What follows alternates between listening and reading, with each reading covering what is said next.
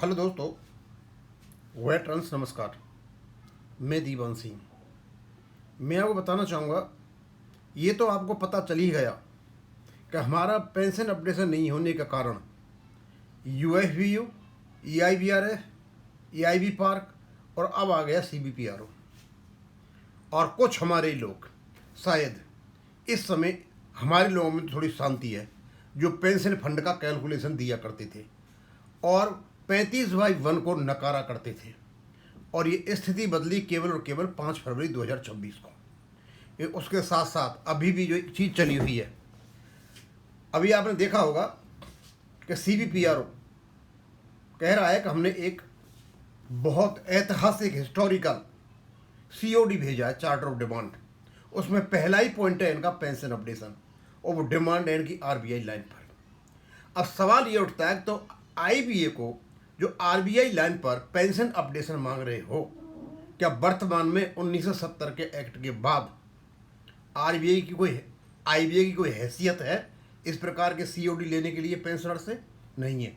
यदि आपको COD देना है तो आप दीजिए जाकर के अपने बैंकों को, और पहले आप सेक्शन 19 पढ़ लीजिए 1970 एक्ट का। आज हम ये देखेंगे कि हमारा जो एक्ट है BP है 1995, और उसमें जो रेगुलेशन है 35.1 अमेंडेड इन 2003, उसकी क्या हैसियत है। और जो हम RBI लाइन की बातें करते रहते हैं, क्या RBI लाइन रेगुलेशन का पार्ट है? कहीं वो मेंशन हुआ है? इसी पर आज हम देखेंगे। पहला है हमारा पहला ही क्वेश्चन है, whether the RBI line is part of BPR 995। क्या RBI लाइन की जो हम बात करते हैं, क्या वो आपके रेगुलेशन 1995 में कहीं वर्णित है, एक्सप्रेस है? क्योंकि जो 1995 का आपका जो BPR है वो एक्ट 1970 के आधार पर बना हुआ है, और वो बहुत ही सशक्त किस्म का स्टैट्यूटरी रेगुलेशन है। आंसर है, द आंसर इज नो, यानी RBI लाइन कहीं भी आपके रेगुलेशन में नहीं लिखा हुआ है। ये आउट ऑफ रेगुलेशन की बातें हैं। ये रेगुलेशन 1995 का आपका स्टेट रेगुलेशन है, इसमें कहीं भी RBI लाइन नहीं लिखी हुई है। मैं ये नहीं कह रहा, नकार नहीं रहा, क्यों RBI लाइन भी एक पेंशन अपडेशन का विकल्प हो सकता है, और अंत में हो सकता है यही हो जो समझौता हो। क्यों हिस्टोरिकली और इनका जो बातचीत हुई थी स्मॉल कमेटी की, ये सब कुछ होने के बाद उसमें इन्हें एक्सेप्ट किया था, पार्टी के बीच में एक्सेप्टेंस बनी थी, लेकिन वो एक्सेप्टेंस इनकॉर्पोरेट नहीं हो पाई आपके रेगुलेशन में। अब एक पढ़ के देख लेते हैं। The banking companies acquisition and transfer of undertaking act 1970 and 1980 empowered the banks to frame pension regulations pursuant to the memorandum of undertaking dated 29/10/1993. Pension regulations were drafted and ultimately notified as the Bank Employees Pension Regulation BPR। जो 29/10/1993 की जो understanding हुई थी, MOU पास हो, उसके base पे आपका बन गया 1995 का रेगुलेशन। और ये 1995 का जो रेगुलेशन बना, ये नोटिफाइड हुआ आपका एक्ट 1970 के अंतर्गत। जैसे ही 1970 के एक्ट में हुआ तो माना जाएगा, ये प्रिजम्पशन किया जाएगा कि इसको जो बैंक का बोर्ड था उसने भारत सरकार से अनुमति लेके, RBI से कंसल्टेशन करके, और भारत सरकार की मदद से लेट बिफोर द पार्लियामेंट रखा गया था। ये मजबूत है। तो 1970 में जैसे ही 1995 का ये नोटिफाइड हुआ, आपका 29/10/1993 की जितनी भी शर्तें उसमें शामिल हो गई हैं, और उससे पहले क्या हुआ था, किसने क्या कहा था, लेटर क्या लिखा था, उसका कोई वैल्यू नहीं है यदि वो रेगुलेशन में नहीं आई हुई है। तो अब इस रेगुलेशन में आपका RBI का वर्ड भी एक नहीं रहा है। भाई लाइन की तो बात छोड़िए, आप RBI का एक शब्द भी नहीं लिखा हुआ है आपके रेगुलेशन में। फिर कहते हैं a state regulation derive its authority from the parent act and becomes enforceable law after notification.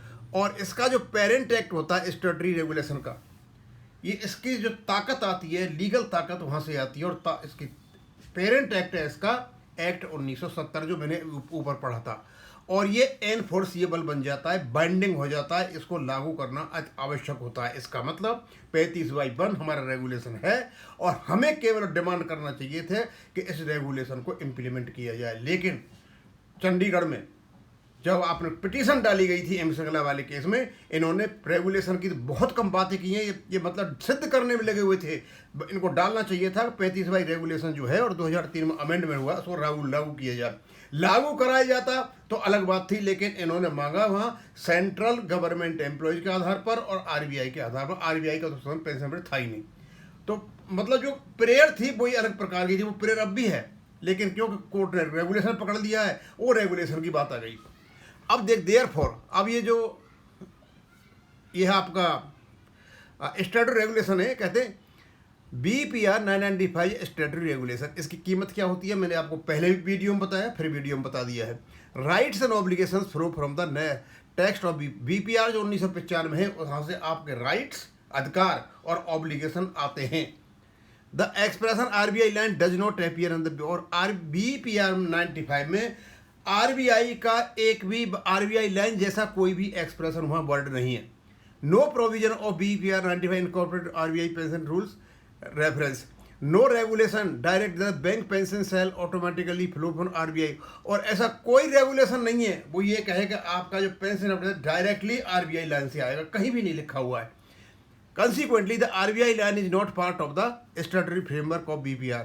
और BPR जो 1995 में है उसका ये RBI ये स्टैट्यूटरी रेगुलेशन का पार्ट नहीं है। आप अच्छी तरह समझ गए होंगे कि हमारा रेगुलेशन अलग है और RBI लाइन अलग है। RBI लाइन का सुप्रीम कोर्ट में किसी तरह से जिक्र करना, इसका मतलब हमारे रेगुलेशन को कमजोर करने के बराबर है, क्योंकि वह है ही नहीं। वहाँ लड़ाई रेगुलेशन पर हो रही है और किसी चीज़ पर नहीं। Next, can repeated reliance on the RBI line damage the main legal argument. हमारा जो मेन लीगल आर्गूमेंट हो रहा है और हम जा करके RBI लाइन का गीत गाने लग जाए तो उसका असर क्या होगा, क्योंकि पार्टी नहीं है रेगुलेशन का और आप मतलब रेगुलेशन से इतर बातें कर रहे हो, वो अल्ट्रा वायरस है। पोटेंशियली यस, ये हमारे केस को कमजोर कर सकता है। If pensioners content before the court that updation is available because of the RBI line, it may create the impression. इससे एक ऐसा इम्प्रेशन जाएगा, क्या इम्प्रेशन जाएगा, BPR 95 itself does not provide updation, यानी BPR 95 में अपने आप में कोई अपडेशन नहीं है। RBI लाइन तो उसमें है ही नहीं आपके रेगुलेशन में, और हम RBI लाइन की बातें करें तो दिमाग में कोर्ट जो जजेज बैठे हैं उन दिमाग में ये कुछ जाएगा कि भाई ये जो RBI लाइन की बातें कर रहे हैं, RBI लाइन अलग चीज़ है, आपका रेगुलेशन अलग चीज़ है। तो वो कहेंगे हाँ इन लोगों को कन्फ्यूजन है कि इनका जो खुद का जो रेगुलेशन पर इनको विश्वास नहीं है और ये वहाँ पेंशन अपडेशन है ही नहीं।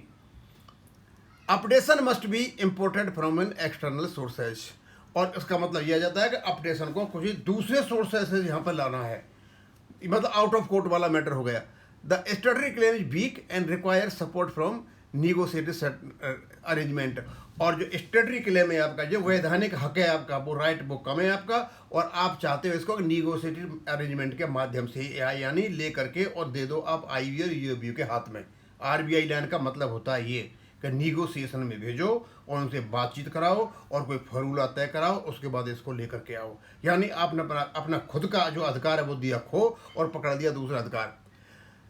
Where statutory right is claimed, the strongest legal foundation is the regulations। यदि आप चाहते हो statutory right तो आपका रेगुलेशन अपने आप में ही सक्षम है।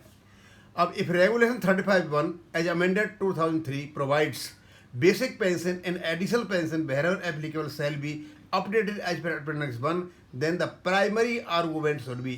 और यदि आपकी ये लाइन आपके उसमें है रेगुलेशन में जो ये दे रखी है और इसी पर माननीय कोर्ट ने वो ऑब्जर्वेशन दिया था, तो इससे क्या होगा, then the primary argument should be updation flows from the, updation आपका रेगुलेशन में है। Appendix 1 is the incorporate into, और अपेंडिक्स 1 आपकी रेगुलेशन में समाहित है। और the right arises from the statutory, और स्टैट्यूटरी लॉ से आपको राइट पर क्रिएट हो रहा है।